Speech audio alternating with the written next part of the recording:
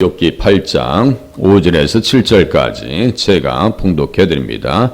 내가 만일 하나님을 찾으며 전능하신 이에게 간구하고 또 청결하고 정직하면 반드시 너를 돌보시고 내 의로운 초소를 평안하게 하실 것이라. 내 시작은 미약하였으나 내 나중은 심히 창대하리라. 아멘. 지금 욥을 향해서 빌닷과 엘리바스가 같은 논조로 얘기합니다. 네가 만일 하나님을 찾으며 전능하신 이에게 간구하고. 욥은 지금 기도 생활 안 했나요? 하나님 앞에 얼마나 기도 생활하고 하나님 앞에 기도하고 또 말씀을 의지하고 하나님 앞에서 묵상하면서 바로 사는 길이 무엇인지를 얼마나 고민하고 살았겠어요. 그런데 환난을 통해서 보니까 하나님을 찾지도 아니하고 전능하신 이에게 간구하지도 않은 것이 아니냐, 이렇게 지금 이야기하고 있는 거예요. 그러니까 주변에서 하는 이야기들이 우리에게 맞지 않는다고 해서 너무 상심할 필요도 없고요. 하나님 앞에 기도가 좀 늦어진다고 해서 낙심할 필요도 없어요. 세대를 뛰어넘는 기도가 필요하다라고 말씀을 드렸어요. 나중에 이제 다 일이 끝나고 나면 기도들이 평가될 때가 있어요. 제가 좀 제 이야기에 죄송한데요. 빌라를 하나 살 때 하나님 이거 대출 잘 받게 해주세요. 얼마나 기도했겠어요. 기도하고 또 이 목회자니까 또 조금 어리숙해가지고 얼마에 샀다고 은행 직원한테 얘기해놓고 또 부동산 업자한테 얼마나 혼났는지 몰래. 그게 사실대로 얘기하면 어떻게 하냐고 막. 그런데 나중에 지나고 오면은 그때 하나님께서 응답하지 않으셨다라면 참 좋았겠다는 생각이 들어요. 왜냐하면 빌라 사놓고 손해봐요, 이익을 봐요? 금방 아시네. 그 팔라니까 쉽지 않고 세입자가 한 7년 동안 살았는데요. 참 세입자도 사람 잘 만나야 돼요. 적자가 나타나서 팔라고 하면은 주소를 이전도 안 해주고 하여간 못된 일은 다 다가 최근에 나갔어요. 지나고 나서 볼 때 그때 하나님께서 응답하지 않으셨다는 것이 더 좋았다는 생각이 들 때도 있단 말이죠. 또 어떠한 일을 만드실지 모르시겠지만 제가 생각할 땐 그래요. 그러니까 기도도 지나가면서 또 생각할 일이 많이 있단 말이에요. 제가 말씀드렸죠. 하나님, 나는 공부하고 싶어서 정말 마음에 그냥 그야말로 이런 표현 쓰면 안 되는데요. 미치겠는데 공부하고 싶어서. 하나님 왜 공부를 안 시켜줍니까? 지금은 아주 공부하는데 정신없어요. 매일 붙잡고 있는데 정신없어요. 그러니까 하나님께서 응답하시고 때를 따라서 우리의 속도하고 맞춰지질 않아요. 우리의 속도하고 맞춰지질 않는다고요. 그러니까 때를 기다리고 또 참으실 필요가 있어요. 또 알아요. 또 빌라가 또 갑자기 재개발 될지 또 그런 생각도 없잖아 해봅니다. 그러니까 주님께서 때를 따라서 역사해 주시옵소서라고 하는 기도가 필요합니다. 여유를 가지고 조급하지 말고 그렇게 하셔야 돼요. 빌닷은 뭐라고 하는 거예요 지금? 하나님을 찾지 않았잖아 지금. 하나님을 찾는다고 하는 것은요, 아침부터 일찍 일어나서 이런 뜻이에요. 정말 이른 아침부터 하나님 앞에 기도하고 간구하라고. 그렇게 하면서 주석가는 시편 5장을 얘기합니다. 제가 읽어드릴게요. 여호와여, 아침에 주께서 나의 소리를 들으시리니.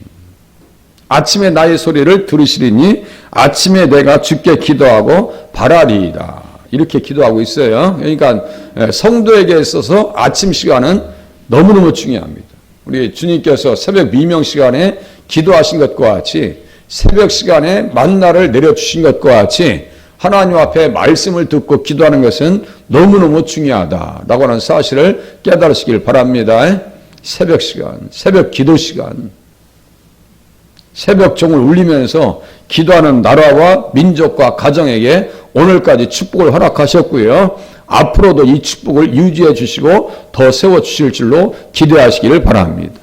미래학자 그러잖아요. 미래학자가 한국은 2050년대 되면은 세대 4대 강국 중에 하나로 들어갈 것이다. 그 안에 뭐가 있어야 돼요? 남북 통일이 있어야 됩니다. 그러니까 그냥 주구장창 통일을 위해서 기도하는 거예요.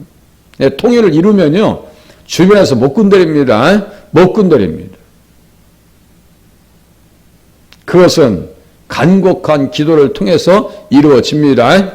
주님의 손에서 에브라임과 유다의 막대기가 하나 되어졌던 것과 같이 종들의 기도를 통해서 믿는 사람들의 기도를 통해서 반드시 민족의 수건인 통일을 허락해 주실 것이다 라고 하는 믿음을 가지고 신앙생활을 하셔야 됩니다. 믿는 사람들이 얼마나 중요한데요. 얼마나. 그래서 또 얘기합니다. 또 청결하고 6절 보세요. 청결하고 정직하면 이 말에 그 암시하고 있는 뜻은 뭐예요? 청결하고 정직하지 않았잖아요. 하나님께서 정직하다고 말씀하셨는데 온전하고 정직하여서 하나님을 경외함으로 악에서 떠난 자가 동방에서 이 사람과 같은 사람이 없다고 했는데 왜 빌닷은 또 그렇게 이야기하고 있느냐 이거예요. 하나님께서 인정하시는 욥을. 그래서 본문에서 항상 예수님을 모시고 들어와야 한다고 제가 말씀드렸잖아요. 예수님을. 그래서 청결하고 정직하다라고 하는 표현을 이제 이 학자들이 어떻게 연결했는지 보세요. 제가 했죠. 구약과 신약을 이렇게 브릿지라는 건 다리예요. 다리.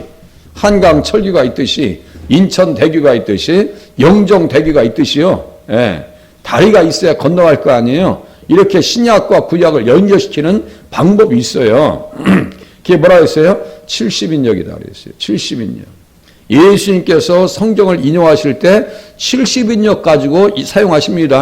70인역 가지고. 그러니까 70인역을 반드시 연구해야 되는 거예요. 신학자들, 목회자들, 성도님들은 이제 연구한 목회자들의 내용을 따라오시면 되는 거예요. 뭐 쉽게 하는 방법도 있어요. 그런데 그거 하면 또 머리가 아프다고 하실까봐. 언젠가 또 그걸 해야 돼요. 70인역 가지고 신약 성경을 연구하는 방법. 제가 말씀드렸죠. 제임스 스트롱일 거예요. 맞아요. 제임스 스트롱. 그분이 무지막지하게 히브리어 8,000개 이상의 단어, 헬라어 5,000개 이상의 단어. 그러면 몇 개예요? 13,000개예요. 13,000개 이상의 단어입니다. 하나하나의 단어에다 다 숫자를 매겨가지고 그걸 또 다 똑같이 선구서를 만들어 놨어요. 그게 몇 권이냐면요. 한 이 정도 돼요. 30권입니다. 30권. 한 권 만드는 것도 쉽지 않은데 30권 정도의 분량을 성구사전, 주제별 원어 성구사전 그게 있어요. 주제별 보는 그 주석이 있습니다. 그 작업을 한 거예요. 무지막지하게. 단순하게. 그래서 단순 무식이 통할 때가 있습니다. 하나님 앞에. 기도도 그렇게 하는 거예요. 주변에서 별 이야기가 들린다 할지라도 단순 무식하게 하나님만 믿습니다 하고 나가시면 됩니다. 하나님만 믿습니다. 다른 소리 듣지 않으시고 내 마음의 소리도 듣지 마세요. 주님이 해결해 주실 줄로 믿습니다 하고 나가시면 됩니다. 구약과 신약을 어떻게 연결하는지 보시기 바랍니다. 여기 보니까 청결하고 라고 하는 단어를 씁니다. 청결하고 이 말씀을 보면은요. 신약성경에 보면 카다로스라고 하는 단어를 씁니다. 이 말씀을 한번 쫓아가 볼게요. 카다로스라고 하는 단어를 히브리서 보세요. 히브리서 10장 보시기 바랍니다. 거기에 피가 등장한다고요. 히브리서 10장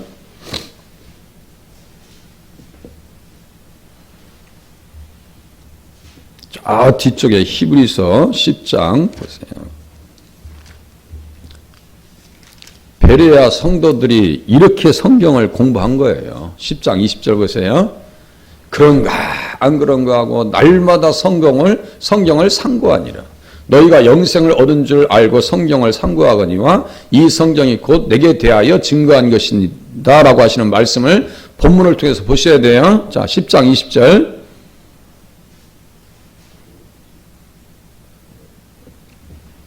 그 길은 우리를 위하여 휘장 가운데로 열어놓으신 새로운 살 길이요 휘장은 곧 그의 육체니라. 또 하나님의 집 다스리는 큰 제사장이 계심에 우리가 마음의 뿌림을 받아 악한 양심으로부터 벗어나고 몸은 맑은 물로 씻음을 받았으니 여기 맑은 물이라는 것은 청결의 근거입니다. 다시요. 욥이 깨끗하고 정직하고 온전하고 하나님을 경외해서 악에서 떠났다라고 하실 때 그 근거가 어디 있냐면 여기에 있는 거예요. 욥이라고 해서 죄가 없었겠어요? 죄가 있지요. 그죠? 그것을 뭐로 씻은 거예요? 주의 피로 씻은 거예요. 피로 씻은 거예요. 그래서 보니까 그 마음에 뿌림을 받아 뭘 뿌렸어요? 저 위에 19절 보니까 예수의 피 나오죠? 예수의 피. 그렇게 맑은 물이라고 써있네요. 피가 흘러나오면 뭐가 또 나와요? 피가 흘러나오면 상처에서 물이 나옵니다. 그래서 요한복음 19장 34절에 그중 한 군인이 창으로 옆구리를 찌르니 곧 피와 물이 나오더라. 무슨 뜻인지 아시겠어요? 피와 물이 나오더라. 피 한 방울, 물 한 방울 아낌없이 나를 위해서 다 쏟아 주셨어요. 자, 그렇죠. 철이 든 자녀들은요, 부모님이 고생하고 직장 생활하면서 얼마나 힘드실까를 이거 헤아립니다. 우리가 철이 들었다면, 믿음의 철이 있다라면 우리 주님께서 십자가에서 얼마나 아프셨을까. 내가 죄를 짓는다고 하면은 또 주님을 내가 십자가에 못 박는 꼴이 아닌가, 이런 생각 안 들겠어요? 다윗이 그랬어요. 우슬초로 나를 정결하게 하시옵소서. 우슬초가 뭐예요? 피예요, 피. 우슬초에 뭐가 묻어요? 어린 양의 피가 묻습니다. 그 피로 나를 씻어 주시옵소서. 구구절절 다 예수님 이야기죠. 다른 이야기가 아니에요. 그래서 여러분, 빌닷이 얘기한 것처럼 또 청결하고 정직하면 이 말을 들을 수 있는 입장이 아니에요. 하나님께서 인정해 주신 정직한 사람인데요. 하나님께서 인정하신 사람이라고요. 누구 앞에서도? 사탄 앞에서도 인정하셨어요. 예. 동방에서 그 사람처럼 깨끗하게 산 사람이 없어요. 우리를 또 그렇게 청결함과 정직함을 이루면서 살아가실 수 있기를 바랍니다. 사실상 그렇게 살기 위해서 기도하는 것이 더 중요한 거예요. 내 육신적인 요구보다 내 영적인 요구, 하나님 앞에 합당히 살기 위해서 흠이 없이 살아가기 위해서 하는 기도가 더 중요한 기도입니다. 내 마음속에 무슨 연약한 생각과 이런 생각이 있고 방치하면요, 그것이 반드시 문제를 일으켜버립니다. 네, 우리에게 무슨 몸이 문제가 있어서 그냥 방치하면 이것 때문에 나중에 큰 수술 들어가듯이 똑같은 거예요. 마음에 죄가 있잖아요. 그거 놔두어 두면 안 돼요. 사도 바울과 같이 내 눈을 쳐서 복종시킨다고 하잖아요. 날마다 나는 죽는다고 하잖아요. 어디에서 죽여버려야 돼요? 십자가에서 죽는 거 외에는 없습니다. 주변에서 그놈의 성질 좀 죽여라고 얘기 들으면요, 그 입장 곤란한 거예요. 하나님 입장도 곤란하고 내 입장도 곤란한 거예요. 그거 아니에요? 목사님 성질 좀 죽이세요. 그러면 그거 참 부끄러운 말이에요. 그죠? 우리 권사님들이 제가 막 마음껏 움직이는데 목사님도 성질 좀 죽이세요. 그러면 내가 입장이 곤란한 거예요. 성탄절 예배 드리고 이제 송부영신 예배 드릴 때 한 분이 교회에 들어오셨어요. 술이 만취했어요. 내가 볼 때 이 사람 내 쫓아야 돼. 근데 본인은 그냥 교회 오고 싶어서 앉아있는 거야. 근데 양 분위기가 안 맞아. 지금 교회 분위기랑 술이 채가지고 냄새가 나는데 제가 안 되겠더라고. 선생님, 밖에 나갑시다. 잠깐 따라 나왔어요. 가셔야 되겠네요. 그랬더니 막 그냥 싸우고 나중에 막 그냥 훈돌 붙잡고 싸웠는데 나중에 보니까 우리 학생 아버지야. 김정우라고 생각나시죠? 권사님? 우리 춘마의 친구일 거야, 아마. 정우가. 그런데 여기 20년 전 이야기예요. 20년 전 이야기. 그때 우리 집사님께서 강희정 집사님이 옆에 싸우고 있는데, 아이, 전사님 참, 뭐 싸우고 그래요. 그런데 나도 입장이 곤란하고 나중에 보니까 정우가 와서 옆에 와서 아버지 여기 왜 오셨어요? 그랬더니 내가 얼마나 또 입장이 곤란해, 그거. 에? 하나님도 입장 곤란하신 거예요. 나도 입장이 곤란하고 서로가 입장이 곤란하더라고. 이게 다 안다는 것이 어려운 얘기예요. 언젠가 부흥하고 있는데 말이죠. 그 예전에 부흥하면 얼마나 사람들이 많이 모였어요. 앞에 이제 젊은 여자분이 새댁이야. 그 남자가 왔어요. 교회 다닌다 이거지. 왜 교회 다니냐 이거야. 가지 말라 했는데 머리끄댕이를 잡고 나가네. 머리끄댕이를 잡고 나가요. 내가 혈기왕성할 때요. 20대 초반이니까. 우리 청년들이 그거 보고 가만히 있었겠어요? 밖에 나와서 또 그냥 그거 또 말리고 뭐 실경이하고. 참. 그 여자가 이제 집에 나가버렸어. 서울까지 찾으러 이제 그 남자랑 같이 간 거야. 약간 신경이 싸웠어요. 갔더니 여자분이 안 돌아왔어요. 끝냈어요. 집안 끝냈어요. 이혼하고 끝냈어. 참 어디까지 우리가 분별하고 사는 것이 살 수 있는 것인지 참 헛갈릴 때 많아요. 이 세상에 교회 왔다고 머리끄댕이를 자꾸 밖에 나가는 사람이 어딨냔 말이요. 여러분들 같으면 사시겠어요? 그냥 이혼해야 되겠어요? 새댁이야. 결혼한 지 얼마 안 돼요.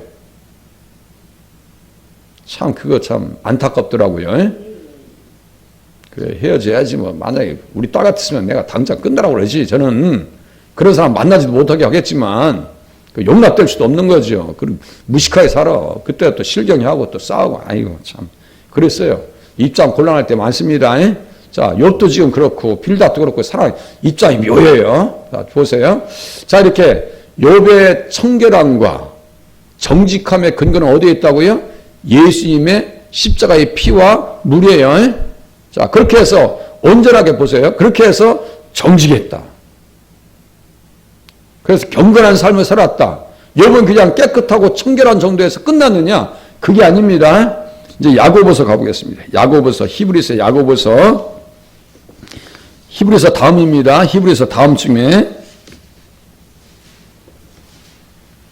정직하다라고 하는 것을 이렇게 표현합니다. 야고보서 1장.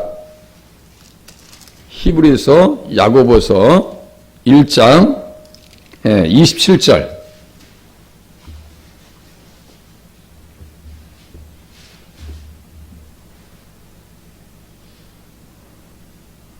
하나님 앞에서 정결하고 더러움이 없는 경건은, 여기 정결하다고 하는 표현이 우리 8장 6절에 읽었었던 정직하다는 말과 똑같습니다.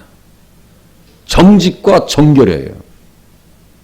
욥은 예수님의 피로 씻음받아서 청결했고 정직했고 정결했습니다. 맞아요? 틀려요? 맞아요.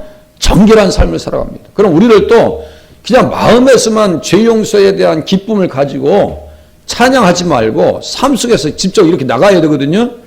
교회가 그렇게 훈련되어져야 되고 우리의 삶이 이런 모드로 가야 되거든요. 그런데 보세요. 잡으세요. 하나님 아버지 앞에서 정결하고 더러움이 없는 경건. 욥은 경건한 사람이죠? 경건한 사람이에요. 고아와 과부를 그 환난 중에 돌보고 또 자기를 지켜 세속에 물들지 아니하는 그것이라. 세속에 물들지 않게 하려고 자녀들이 잔치를 끝나면 번제를 드렸습니다. 그랬죠? 정말 경건하게 살았어요. 그렇게 하고 고아와 과부에 대해서 욥이 어떻게 해서 경건한 삶을 살았는가, 그리스도의 보혈의 공로를 힘입고 어떻게 살아왔는지 제가 계속 말씀드렸죠. 욥기 29장과 31장은 너무너무 중요하다고. 욥의 삶을 어떻게 이끌어왔는지 욥의 개인적 삶의 이력서가 더 구체적으로 나옵니다. 이제 보시겠습니다. 욥기 29장 보세요. 고아와 과부, 욥의 관계, 욥기 29장 계속 보셔야 돼요. 여기 욥기 29장. 그래서 하나님께서 축복하시는 거예요. 그래서 욥기 29장 보세요. 욥기 29장 12절 13절 경건하게 살았는지 보세요. 29장 12절 13절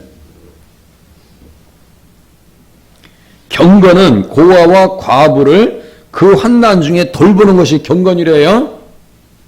정결하고 깨끗하고 예수님의 피를 힘입어서 맑은 물로 씻고 마음의 뿌림을 받아서 악한 양심으로부터 벗어나서 욥이 살아온 이력입니다.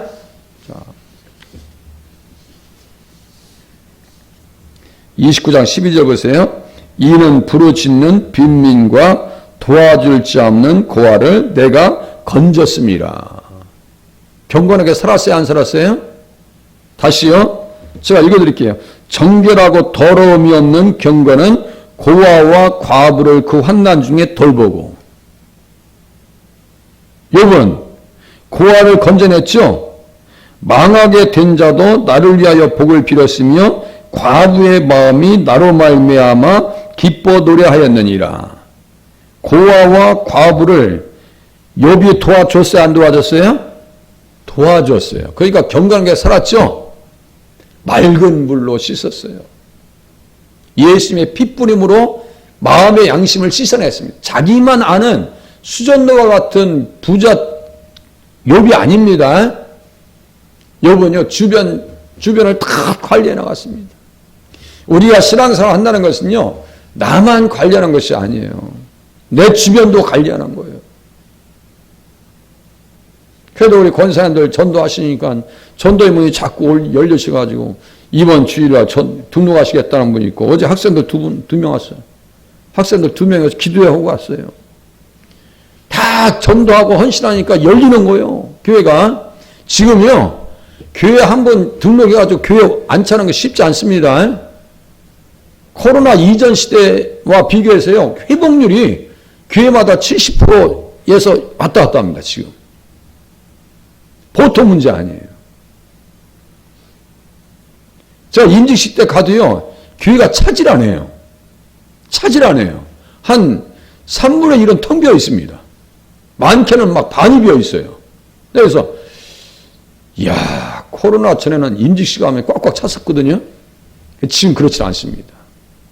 부흥회해도 차질 않는데요. 부흥회 하지도 않지만 그런 시대가 되어버렸습니다. 자, 자신도 관리 잘 하셔야 되고 주변 관리도 잘 해나가셔야 됩니다. 누구처럼요? 욥처럼. 어떻게 살았어요? 보니까 청결하고 정직한 삶을 살았어요. 욥은. 그러니까 뭐라고 그래요? 내 시작은 미약하였으나 내 나중은 심히 창대하리라. 이 말씀을 욥은 경험합니다. 이 말을 경험합니다. 다 2배 됐죠?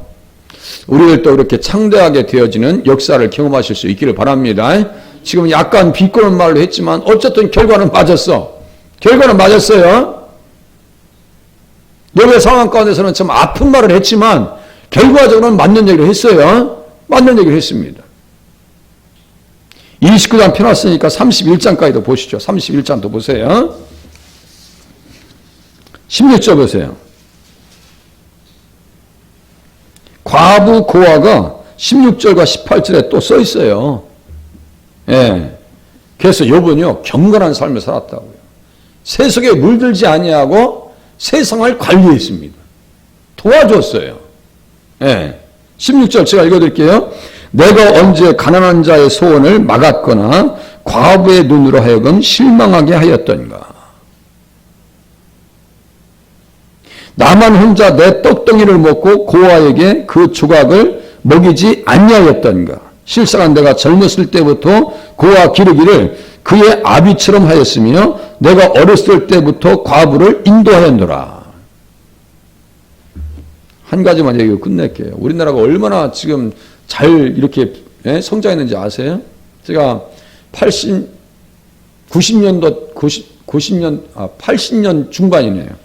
80년 초, 그때 제가 공부하느라고 신문 돌렸다 했죠. 거기에 같은 돌렸던 친구 중에 선배네요. 한 2년 정도 나이가 많으신 분이에요. 그분이 고아원 출신이에요. 그래서 저한테 자기가 살았던 고아원을 데려가더라고요. 저기 파주 쪽에 영생원이라고 있어요. 그래서 제가 고아원을 한번 갈 수 있는 기회가 있었어요. 가서 볼 수 있는 기회가 있었어요. 그런데 그 안에 교회가 있고 고아들이 쫙 모여서 식사를 하는 걸 내가 봤어요. 했더니 먹는 게 뭐냐면 보리밥에다가 깍두기 하나예요. 고추장이에요. 다 고추장 주는 것도 아니에요. 고추장은 특별한 메뉴예요. 가서 밥을 보는데 한 친구가 와서 저한테 와서 고추장에다 비벼 먹으면 맛있습니다 그래요. 깍두기를 먹었을 때 깍두기 다 물러 터진 거 있죠. 막 곰팡이 나기 직전에 있는 거. 우리 80년대가 그 정도밖에 안 됐었어요. 예? 지금은요, 새 옷을 가져와서 준다고 해도 안 받아요. 지금은. 우리 저기 한 사업체에서 작년에 1,500만 원 정도 될 거예요. 그 정도의 새 옷을 갖다 줬어요. 그래서 제가 그 고아원에 갖다 주려고 이름이 좋아요. 그냥 요새는 고아원이라고 안 쓰잖아요. 뭐 사랑밭 이런 식으로 쓴단 말이에요. 갖다 준다 해도 안 받는, 관심이 없어요. 너무너무 잘 먹고 잘 쓰고 집에서 있는 것보다 그 시설에 있는 것이 훨씬 낫대요. 아이들이 그래요. 아버지랑 같이 살다가 도저히 아이가 아버지랑 살기가 힘든 거예요. 그래서 고아원에 시설에 맡겼더니 얼굴도 환해지고 잘 입고 잘 먹습니다. 그럼 뭐예요? 욥의 시대 고아들과 과부들은 어떤 사람들이에요? 완전히 소외돼 가지고요. 살아있는지 죽어있는지도 몰라요. 거적되게 우리나라 생각해 보세요. 욥이 그 시대의 주변을 관리했다고 하는 것은 욥은 잘 살은 거예요? 못 살은 거예요? 잘 살은 정도가 아니고요. 잘 믿고 잘 살았습니다. 잘 믿고 잘 살았습니다. 하나님께서 우리를 피로 씻어 주셨으니까 우리 주변도 그렇게 관리해 나가시면서 신앙생활 하실 수 있기를 바랍니다. 기도하시겠습니다.